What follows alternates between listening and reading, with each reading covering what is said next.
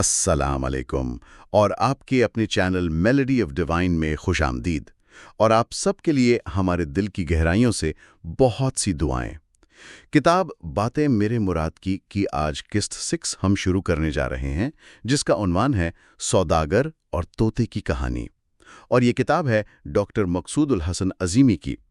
یہ کتاب پڑھنے والا خود کو اپنے آپ کو مرشد کریم حضرت خواجہ شمس الدین عظیمی رحمۃ اللہ علیہ کے قرب میں محسوس کرتا ہے۔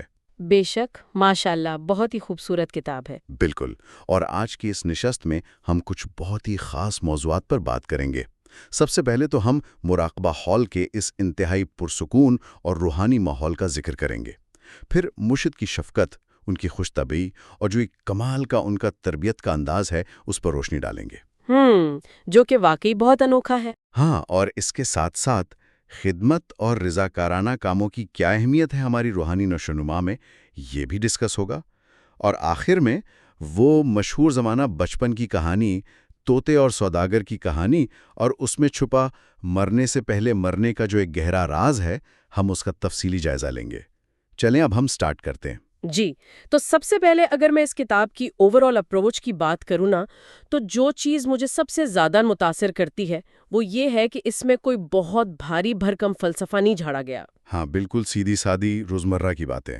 جی، مطلب بظاہر ایسا لگتا ہے کہ بس روزمرہ کی ملاقاتیں ہیں، عام سی بات چیت ہو رہی ہے، لیکن جب آپ ان واقعات کی تھوڑی سی گہرائی میں اترتے ہیں تو پتہ چلتا ہے کہ انسانی نفسیات اور روحانی سفر کے کتنے بڑے اسباق وہاں موجود ہیں۔ صحیح۔ یعنی روحانیت کے لیے کوئی ضروری نہیں کہ آپ سب کچھ چھوڑ چھاڑ کر کسی غار میں یا پہاڑ پر جا کر بیٹھ جائیں۔ یہ تو ہماری اسی نارمل زندگی میں، لوگوں کے رویوں میں اور چھوٹی چھوٹی باتوں میں نظر آتی ہے۔ بالکل، اور یہ بات تحریر کے بالکل شروع میں ہی بہت زبردست طریقے سے واضح ہو جاتی ہے۔ مصنف بتاتے ہیں کہ ایک دفعہ جب وہ مراقبہ ہال پہنچے تو وہاں روزنامہ جسارت کے جو ناشر ہیں نا، ذاکر صاحب، وہ موجود تھے، اور وہاں ایک بڑا ہی، میرا مطلب ہے ایک بڑا دلچسپ منظر تھا۔ وہ ڈاؤزنگ راڈز والا واقعہ۔ جی بالکل، ذاکر صاحب وہاں ڈاؤزنگ راڈز، یا جس کو ہم عام زبان میں کہیں تو دھات کی بنی ہوئی 2 ایل نما سلاخیں ہوتی ہیں، ان کی مدد سے مراقبہ ہال کی زمین کا جائزہ لے رہے تھے۔ اچھا، یہ ڈاؤزنگ راڈز عام طور پر زیر زمین پانی یا کوئی معدنیات وغیرہ تلاش کرنے کے لیے استعمال ہوتے ہیں نا؟ ہاں بالکل، تو یہ ایک سائنسی یا کہنے کچھ حد تک پراسرار سا طریقہ ہے پانی تلاش کرنے کا۔ اب آپ دیکھیں کہ ایک روحانی مقام ہے، وہاں پر ایک شخص ان راڈ سے زمین کے اندر پانی تلاش کر رہا ہے۔ یہ بظاہر 2 بالکل مختلف دنیاؤں کا ملاپ لگتا ہے، اور پھر انہوں نے ان راڈز کی مدد سے شمال مغربی سندھ میں بتایا کہ یہاں زیر زمین میٹھے پانی کی موجودگی کا امکان ہے۔ سبحان اللہ! یہ جو 2 مختلف دنیاؤں کا ملاپ آپ نے کہا نا، یہ بڑی غور طلب بات ہے۔ ایک طرف خالص روحانیت ہے اور دوسری طرف ایک شخص طبعی پانی کی تلاش میں ہے، لیکن اس میں ایک بڑا لطیف سا اشارہ بھی ہے اگر ہم سوچیں۔ وہ کیسے؟ دیکھیں، پانی زندگی کی بنیاد ہے، ٹھیک ہے، اور میٹھا پانی ہمیشہ سے روحانی سکون، فیض یا سرابی کی علامت سمجھا جاتا ہے۔ تو جب ذاکر صاحب یہ بتاتے ہیں کہ یہاں میٹھا پانی ہے، تو مرشد کریم کا جو رد عمل ہے وہ کتنا سادہ اور پیار بھرا ہے۔ ہاں، وہ مسکرا کر انہیں چائے کی آفر کرتے ہیں۔ جی، اور ذاکر صاحب تھوڑی ہچکچاہٹ کے بعد کہتے ہیں کہ اچھا چلیں تبرک کے طور پر پی لیتے ہیں۔ اس پر مرشد مسکراتے ہیں اور اپنے خادم سے کہتے ہیں کہ بھائی انہیں تبرک والی چائے پلائیں۔ ماشاءاللہ۔ یہ جو مسکراہٹ ہے اور یہ جو جملہ ہے نا، یہ دراصل اس بات کی طرف اشارہ کرتا ہے کہ ایک سچے درویش کے دروازے پر جو بھی پانی پیش کیا جائے، جو چائے بھی آپ کو مل جائے، وہ پھر عام مشروب نہیں رہتا۔ بالکل، اس میں برکت شامل ہو جاتی ہے، ایک روحانی فیض آ جاتا ہے اس میں۔ بالکل صحیح۔ اچھا، یہاں مصنف نے ذاکر صاحب کی زبانی 2 بڑے اہم الفاظ استعمال کیے ہیں۔ انہوں نے کہا کہ مجھے یہاں آ کر انشراح اور بالیدگی حاصل ہوئی ہے۔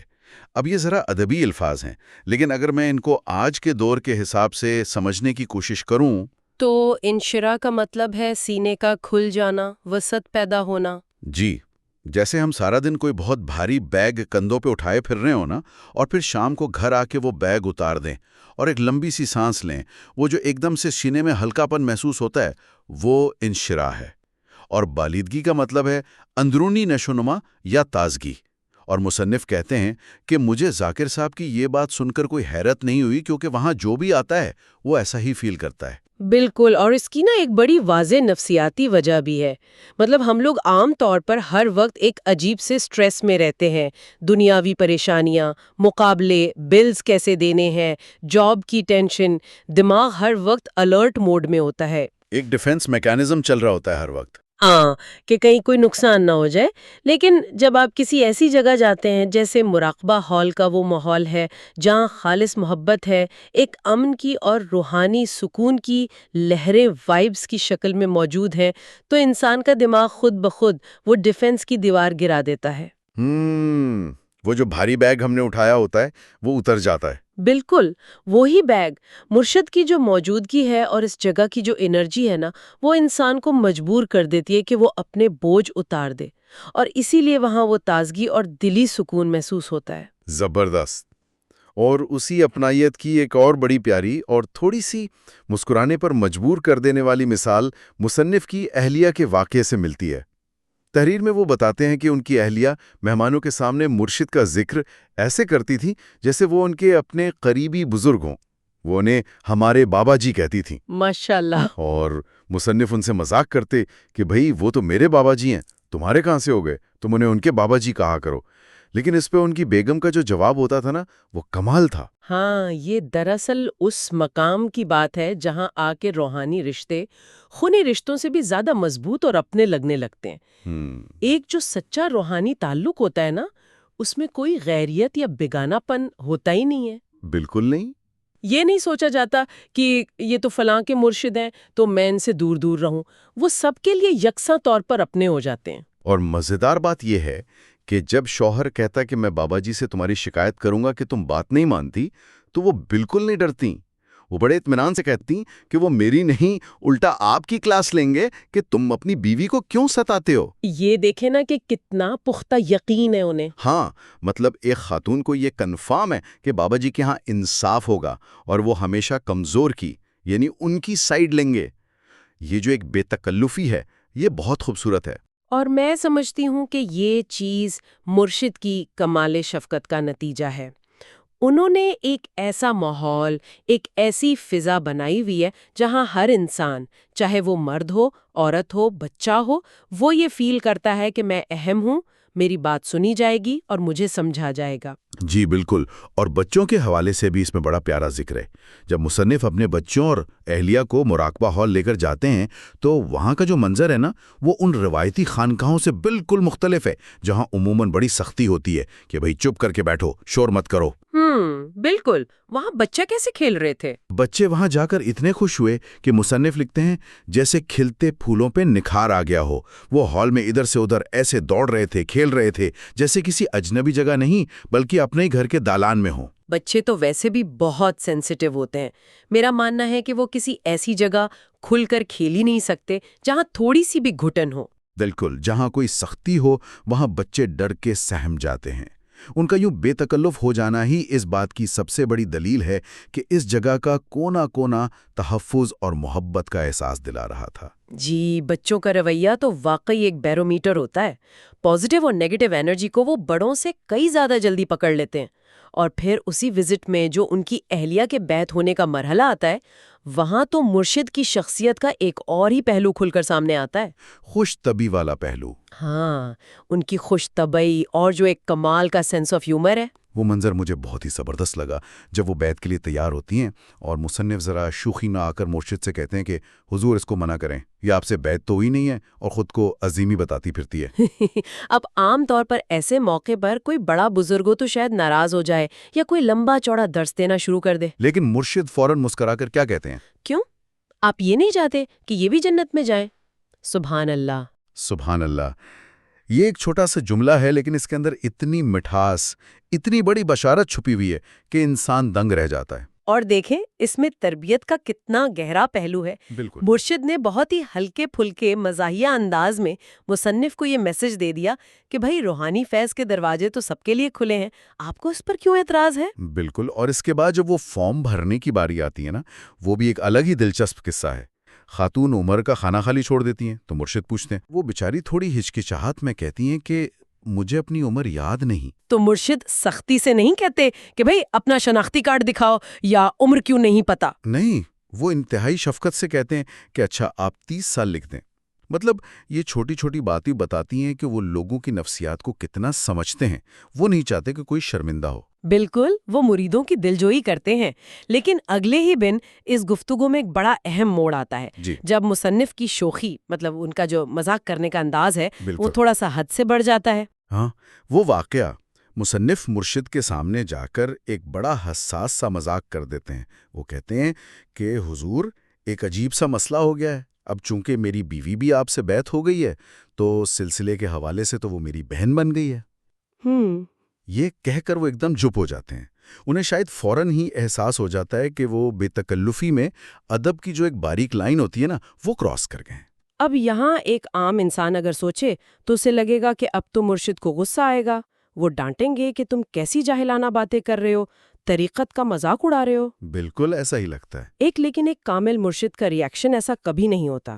وہ اس گستاخی کو بظاہر بالکل اگنور کر دیتے ہیں، مسکراتے ہیں، لیکن ساتھ ہی ایک واقعہ سنا کر اتنی گہری تربیت کر دیتے ہیں۔ وہ حضور قلندر بابا اولیاء رحمۃ اللہ علیہ کا واقعہ سناتے ہیں نا۔ سے بیعت ہوئی تھی تو ہم نے بھی بالکل ایسی ہی ایک شرارت کی تھی۔ مرشد مسکرا کر کہتے ہیں کہ آپ نے تو صرف سوال پوچھا ہے نا، ہم نے تو شوخی میں باقاعدہ وہ بات کہہ دی تھی جس کی شکایت پھر آپ کی والدہ نے حضور قلندر بابا اولیاء سے کر دی تھی۔ اور اس کا نتیجہ یہ نکلا تھا کہ حضور قلندر بابا اولیاء نے بطور کفارہ ان پر 60 آدمیوں کو کھانا کھلانے کی پابندی لگا دی تھی۔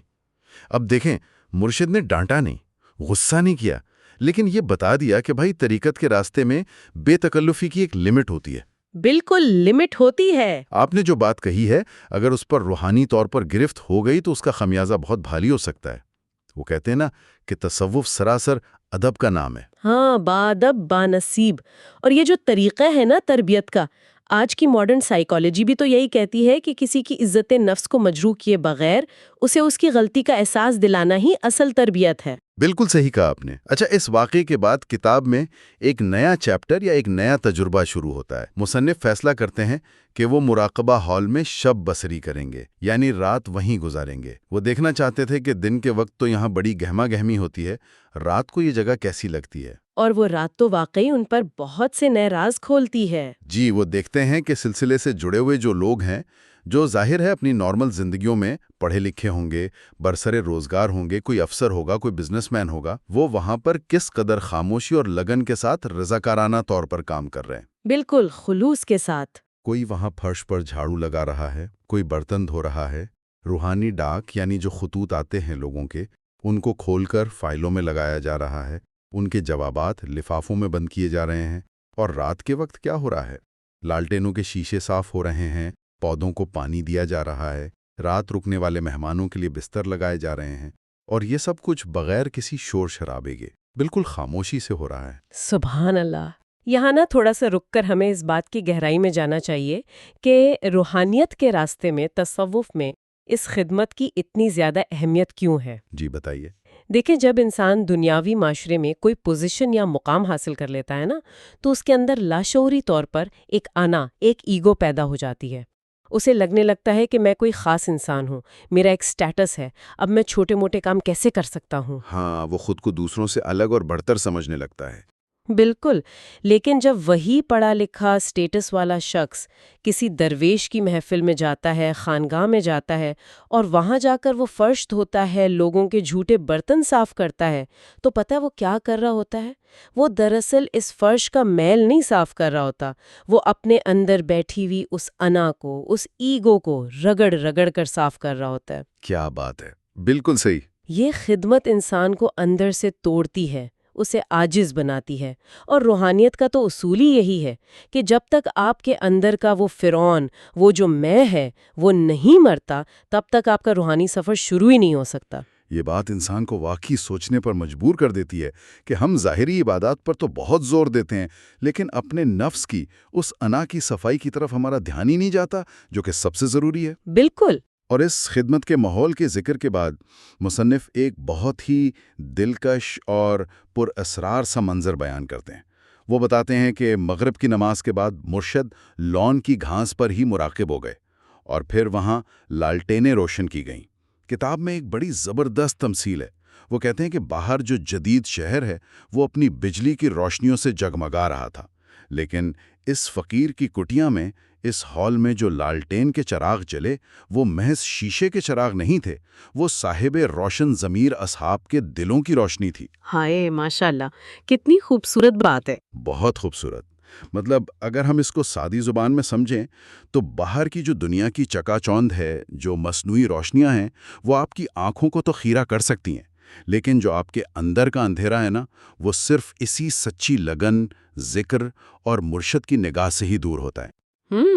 اور یہ جو لالٹین کا روشن ہونا ہے، یہ علامتی طور پر روشنی کی طرف سفر کو بھی ظاہر کرتا ہے۔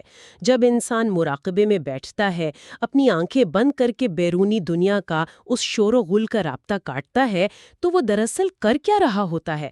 وہ اپنے اندر کی اس لالٹین کو روشن کرنے کی ہی تو کوشش کر رہا ہوتا ہے، جس پر دنیا کی خواہشات کی گرد جم چکی ہوتی ہے۔ بالکل، اور یہی وہ رات ہے، یہی وہ پرسکون ماحول ہے جب مرشد ایک ایسی کہانی سنانا شروع کرتے ہیں جس نے میرا خیال ہے اس پوری نشست کا رخ ہی موڑ دیا۔ اوہ جی، طوطے اور سوداگر کی کہانی، اور حیرت کی بات دیکھیں، کوئی بہت بڑا اور مشکل فلسفہ نہیں چھیڑا انہوں نے۔ وہ کہانی جو ہم میں سے تقریباً ہر شخص نے بچپن میں تیسری یا چوتھی جماعت کی اردو کی کتاب میں پڑھی ہوگی۔ جی ہاں، بالکل وہی کہانی۔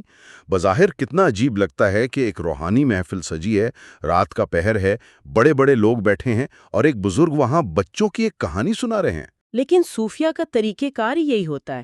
وہ انتہائی گہرے، انتہائی پیچیدہ رازوں کو نا روزمرہ کی مثالوں اور ان سادہ کہانیوں کے اندر لپیٹ کر پیش کرتے ہیں تاکہ بات دماغ سے ہوتی ہوئی سیدھی دل میں اتر جائے۔ بالکل، تو مرشد وہ کہانی بڑی تفصیل سے سناتے ہیں کہ کس طرح ایک سوداگر ہوتا ہے، اس نے تجارت کی غرض سے چین کا سفر کرنا ہوتا ہے، تو وہ تیاری کرتا ہے اور اپنے گھر والوں سے پوچھتا ہے کہ بھائی میں چین جا رہا ہوں، واپسی پر تمہارے لیے کیا تحفہ لاؤں؟ تو بچے کیا مانگتے ہیں؟ بیٹے کہتے ہیں کہ ہمارے لیے لکڑی کے گھوڑے لے کر آنا، بیٹیاں کہتی ہیں ہمیں گڑیاں چاہیے۔ سب سے پوچھنے کے بعد آخر میں وہ اپنے اس پالتو طوطے میاں مٹھو کے پاس جاتا ہے جو پنجرے میں قید ہوتا ہے۔ اس سے پوچھتا ہے کہ تم بتاؤ تمہارے لیے چین سے کیا لاؤں؟ اب طوطا کوئی مادی چیز، کوئی کھانے پینے کی چیز نہیں مانگتا۔ اور طوطے کا وہ جو جواب ہے وہی دراصل اس پوری کہانی کی جان ہے۔ طوطا کہتا ہے کہ میرے لیے کوئی تحفہ مت لانا، بس جب تم چین جاؤ تو وہاں کے باغوں میں جو آزاد اڑنے والے طوطے ہیں ان کو میرا ایک پیغام دے دینا۔ ہاں، اور وہ پیغام کتنا درد بھرا تھا۔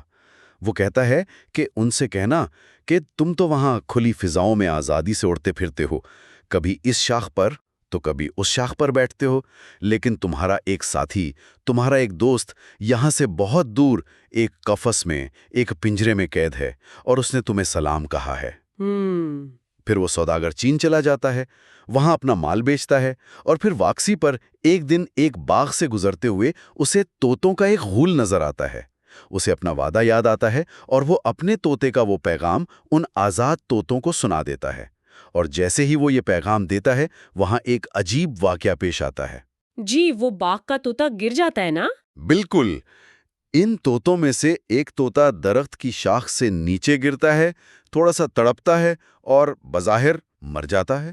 سوداگر کو بہت دکھ ہوتا ہے، اسے لگتا ہے کہ اس کے پیغام سنانے کی وجہ سے صدمے سے ایک پرندے کی جان چلی گئی۔ اور پھر اصل کہانی کا کلائمیکس تو اس سوداگر کے واپس آنے کے بعد شروع ہوتا ہے نا؟ جی، سوداگر گھر واپس آتا ہے، بچوں کو ان کے تحفے بانٹتا ہے، پھر جب وہ اپنے پنجرے والے طوطے کے پاس جاتا ہے تو اسے سارا واقعہ منوان سنا دیتا ہے۔ وہ کہتا ہے کہ بھائی میں نے تمہارا پیغام دیا تھا، لیکن وہ چین کا طوطا تو سنتے ہی صدمے سے گر کر مر گیا۔ اب یہ سننا تھا کہ پنجرے والا میاں مٹھو بھی گمسم ہو کر بیٹھ جاتا ہے، اور تھوڑی دیر بعد وہ بھی پنجرے کے اندر گر کر مر جاتا ہے۔ سوداگر تو اور پریشان ہو جاتا ہے کہ یہ میں نے کیا کر دیا۔ وہ اسے مردہ سمجھتا ہے، پنجرے کا دروازہ کھولتا ہے اور طوطے کو اٹھا کر باہر پھینک دیتا ہے۔ لیکن جیسے ہی وہ مٹھو زمین سے ٹکراتا ہے وہ زندہ ہو جاتا ہے، وہ فوراً اڑتا ہے اور قریبی درخت کی شاخ پر جا کر بیٹھ جاتا ہے۔ یہاں کہانی بالکل اپنے عروج پر پہنچ جاتی ہے۔ سوداگر حیران ہو کر بلکہ شاید تھوڑا غصے میں پوچھتا ہے کہ بھئی یہ کیا ماجرا ہے، تم نے مجھے دھوکہ دیا؟ تو طوطا کیا جواب دیتا ہے؟ وہ کہتا ہے کہ چین کے طوطے نے کوئی جان نہیں دی تھی، کوئی صدمہ نہیں ہوا تھا اسے۔ اس نے تو ایک پیغام بھیجا تھا۔ جی، اس نے مرنے کی ایک نقالی کر کے، ایک پریکٹیکل مظاہرہ کر کے مجھے یہ پیغام بھیجا تھا کہ اگر آزادی چاہیے نا تو مرنے سے پہلے مر جاؤ، تمہیں آزادی مل جائے گی۔ اللہ اللہ۔ اور کہانی کے بالکل اس موڑ پر آ کر مرشد وہ جملہ ادا کرتے ہیں جس نے مصنف لکھتے ہیں کہ انہیں حیرت کے سمندر میں غرق کر دیا۔ مرشد فرماتے ہیں، روح کا طوطا بھی اس جسم کے پنجرے میں قید ہے، اور مراقبہ در حقیقت مرنے سے پہلے مرنا سیکھنے کا ذریعہ ہے۔ سبحان اللہ۔ مطلب یہ وہ لمحہ ہے جب آپ کو اور مجھے احساس ہوتا ہے کہ بھئی جس کہانی کو ہم بچپن میں صرف ایک پرندے کی چالاکی، ایک دھوکہ دہی یا ایک فینٹیسی سمجھ کر پڑھ رہے تھے، وہ تو دراصل تصوف کی، روحانیت کی پوری عمارت کی بنیاد تھی۔ بالکل، یہ کوئی عام بات نہیں ہے۔ یہ جو تصوف کا سب سے مشہور قول ہے نا، موتو قبل ان تموتو، یعنی طبعی موت آنے سے پہلے اپنی خواہشات کی موت مر جاؤ، یہ اس کہانی میں اس قدر سادگی و خوبصورتی سے بیان ہوا ہے کہ کمال ہے۔ ذرا اس کی تھوڑی اور وضاحت کرے، یہ جو علامتیں ہیں طوطی اور پنجرے کی۔ دیکھیں نا، اس کہانی میں طوطا دراصل ہماری روح کی علامت ہے، ٹھیک ہے؟ اور جو پنجرا ہے وہ ہمارا یہ مادی جسم اور ہماری دنیاوی خواہشات ہیں۔ اب جب تک وہ طوطا اس پنجرے کے اندر مالک کا دیا ہوا دانا پانی کھاتا رہا، مزے کرتا رہا، وہیں اس کی روٹین چلتی رہی، وہ قید رہا۔ اسی طرح انسان جب تک اپنی دنیاوی خواہشات، لالچ، غصے اور خاص طور پر اپنی انا، اس میں کا غلام رہتا ہے، اس کی روح اس جسمانی قید سے باہر پرواز کر ہی نہیں سکتی۔ لیکن جب اس طوطے نے خود کو مردہ ظاہر کیا، یعنی اس نے پنجرے کی ان تمام نعمتوں سے، اس کمفرٹ زون سے مکمل بے نیازی اختیار کر لی، تب جا کر اسے اس پنجرے سے باہر نکالا گیا۔ زبردست۔ اگر ہم اس کو مراقبے کے عمل کے ساتھ کنیکٹ کریں تو بات بالکل شیشے کی طرح صاف ہو جاتی ہے۔ مراقبہ کیا ہے؟